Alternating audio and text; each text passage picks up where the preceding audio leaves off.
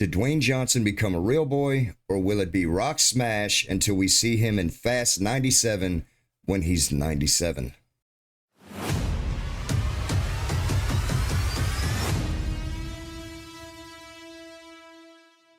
We are doing the Smashing Machine, and if you're new here, hit that sub button, click that little bell to stay notified, because listening to a stranger rant about a movie so you might save 12 bucks is a good financial decision.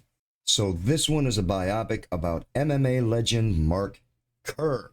And don't worry, guys, before we get started, I'm not going to ruin anything for you. I'm not going to spoil anything. But if you're listening to the critics and you're going in thinking that you are going to see Dwayne Johnson don the rough collar of the Bard, I have some bad news for you. Now, credit to Mr. Johnson. I say Mr. because he could snap me like a twig. But this performance does show that he has some acting chops. There's a side of him that we've never seen. Hollywood has done us a great disservice by typecasting him.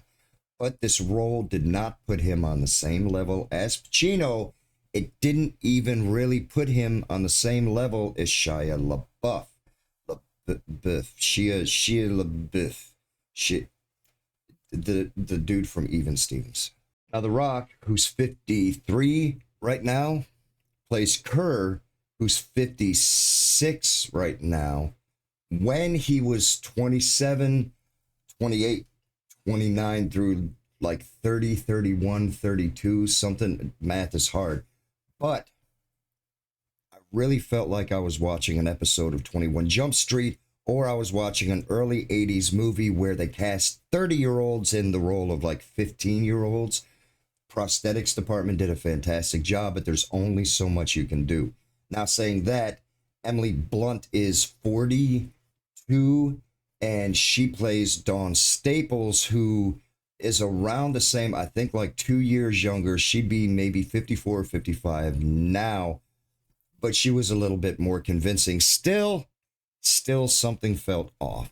Now, I will give a shout out to the prosthetics department. They did a fantastic job. It doesn't look exactly like Mark Kerr, but it looked close enough to where you actually felt like you were watching Mark Kerr, not just The Rock trying to play Mark Kerr. And there was one scene, I'm not ruining anything for you, but if I can find the scene, I will put it right there, of him sitting in the bathroom, and there was a close-up side profile of him, and he reminded me of the original Lou Ferrigno Hulk, with the caveman furrowed eyebrows and the little relaxed feeling on his face, like he was in transition from the Hulk back to Bruce Banner, and that was on my mind through the entire movie. It was really fun.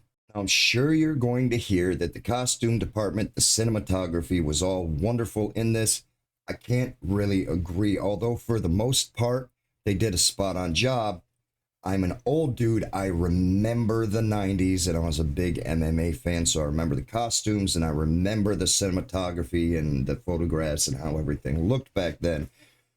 For the most part, like I said, they kind of hit it spot on. They were doing the 90s costumes. It made it look like it was in the 90s, but there were some key elements in this film, some scenes where it looked like they were trying to go for more of a 70s, early 80s look, and it gave more of a feel of the 70s, early 80s, and it didn't really hit with the turn of the millennia vibe.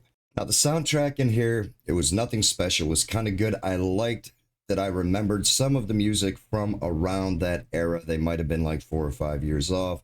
That doesn't really matter. It's pretty good. But they had Rod Stewart.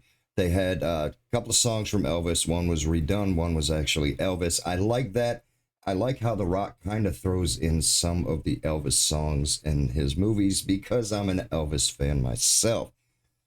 The music was good. It was complimentary. It was all right. They were familiar tunes, so anyone that watched the movie that was around back in that time, they're going to feel that nostalgia. What I liked about it was it complemented and it didn't overwhelm. If there were epic songs in there and it was a huge orchestra playing, it just would have felt like it was an entirely different movie. It would have been off. It wouldn't have been right. But having the subtle songs with songs that weren't really hits or smashes and you're not like, oh wow, fantastic, I love that song. You know, it's good. It matched the mood of the movie. Now, one big problem I had with this movie, I'm almost disappointed because of it, is it seemed to me, I felt like for the entire length of the film, they were trying to find a scapegoat for Kerr's bad behavior. He didn't really take responsibility or accountability for anything that he did. At first, his behavior was because of his loss. He couldn't deal with it. He couldn't accept it. It wasn't his fault. He didn't really lose.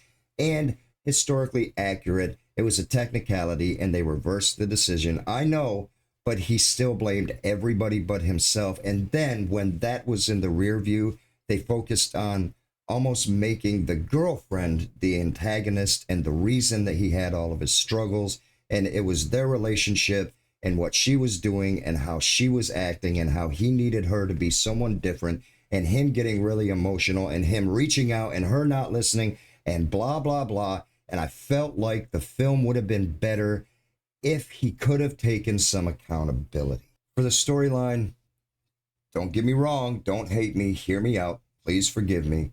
Mark Kerr is a force in and of himself, but I think the story would have been better about Mark Coleman, Mark Kerr's friend. Being a UFC fan from its inception, I remember Mark Coleman. Mark Kerr was kind of a side note. I mean, I remember Undefeated. I remember him fighting, and he was good. Mark Coleman's story, though, he beat Don Fry, Dan the Beast Severn, giants of the Octagon back in the day, and I would just have liked to see that story. This story being good, it was cookie cutter. It was cut and paste. It was hero on top, fall from grace, things happen, lessons learned, yada yada, build back to the top. It was almost like I was watching all 5 Rocky movies if I ordered them from Temu. Quick side note for everyone out there, if you've seen the pictures of Dwayne Johnson looking so much smaller and you see all of the shorts saying, is he sick? Did he stop the go-go juice so he can prolong his life and enjoy the millions and millions of The Rock's dollars? I got a little news for you. He's in another collaboration with Benny Safdie where he plays an elderly man named Chicken Man. He's not sick.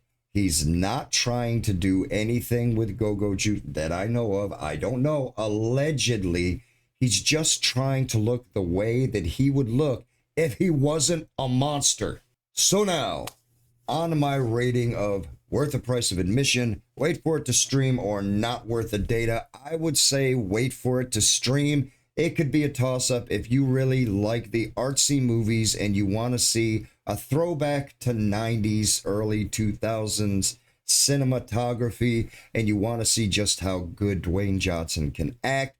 Go and see the movie. I mean, you won't be disappointed, but I really think you could watch something better at the box office and wait for this to stream. I'm sure it will be on soon enough.